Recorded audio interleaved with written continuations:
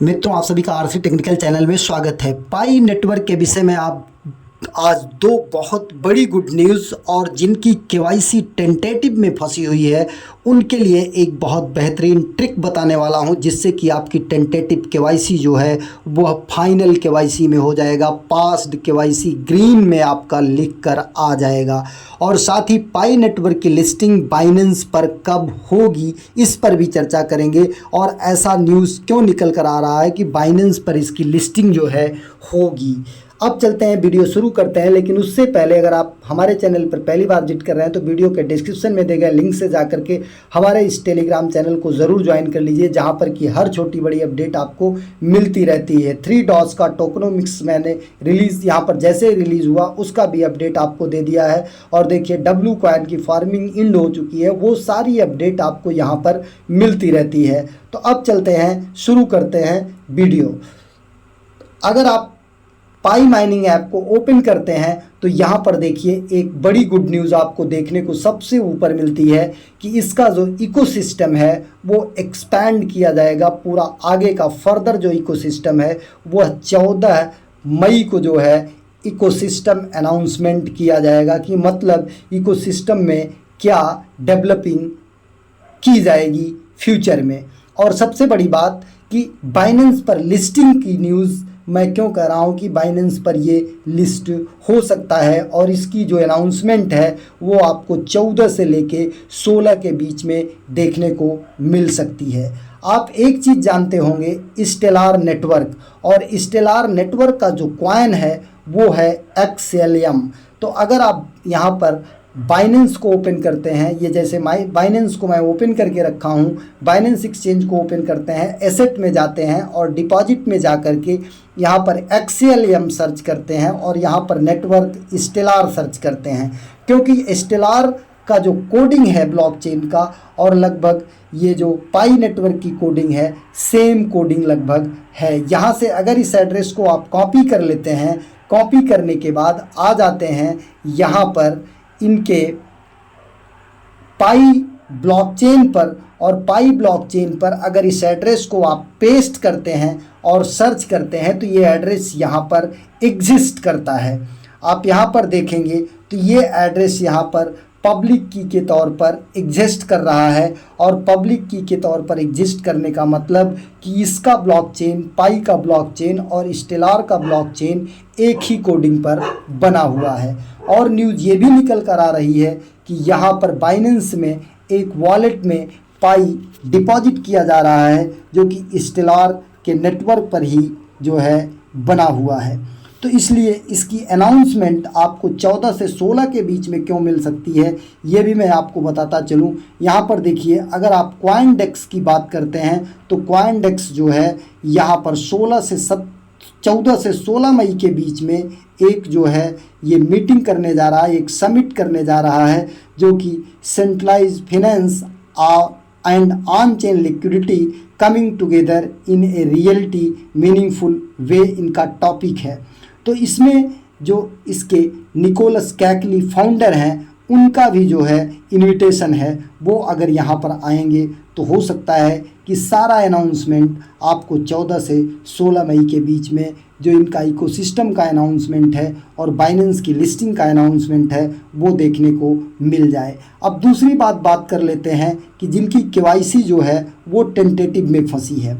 जैसे दो तरीके का टेंटेटिव है।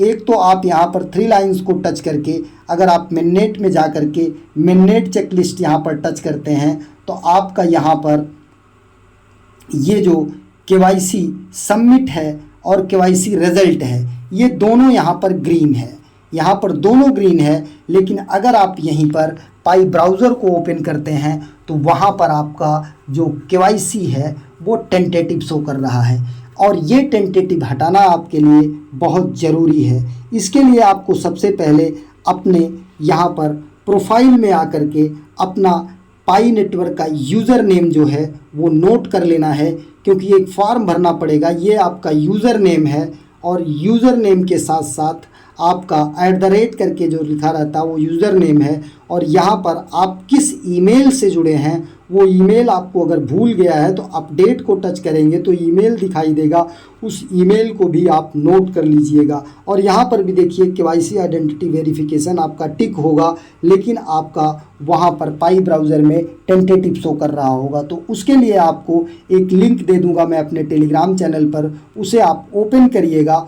ओपन करने के बाद इस तरीके से वो ओपन होगा। तो यहाँ पर आपको अपना यूज़र नेम ईमेल डालना है और पाई नेटवर्क का यूज़र नेम डालना है। इसके बाद ये जो लिखा है वेरिफिकेशन मेथड, यहाँ पर ईमेल सेलेक्ट करना है। फिर इसके बाद रिमेंबर पासवर्ड आपको टच करके यहाँ यस कर देना है, यस कर देना है। और इसके बाद what is your country residency, आप जिस कंट्री में रह रहे हैं प्रेजेंट टाइम में, जहाँ से मैसेज कर रहे हैं वो सेलेक्ट करना है।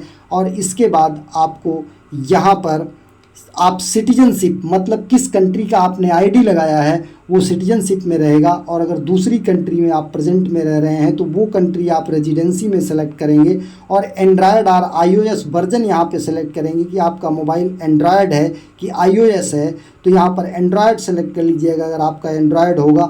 और एंड्रॉयड में कौन सा वर्जन है आपका, आप अपने मोबाइल को ओपन करिएगा, अबाउट में जाइएगा तो वहाँ पर एंड्रॉयड 8.01 या 10.1 या 9.1.1 इस तरीके से लिखा रहेगा। तो पूरा आपको एंड्रॉयड 8.101 जो भी रहेगा वो आपको लिखना है।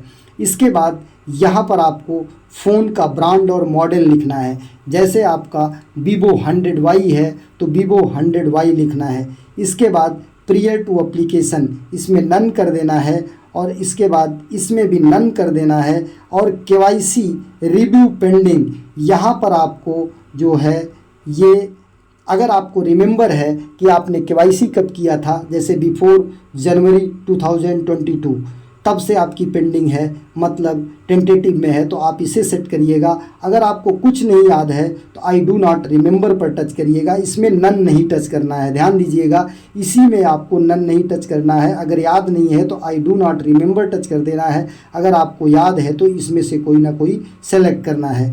बाकी नीचे जो है आपका ये न अदर टच कर देना है यहाँ पर। और इसके बाद नीचे नन टच कर देना है। और नीचे नन टच करके नीचे यहाँ पर लिखना क्या है, I have submitted KYC before many time and I have do the many time face verification again, but my KYC is tentative in Pi browser, but KYC passed as a tick in the Pi mining app mainnet checklist, please solve the my problem.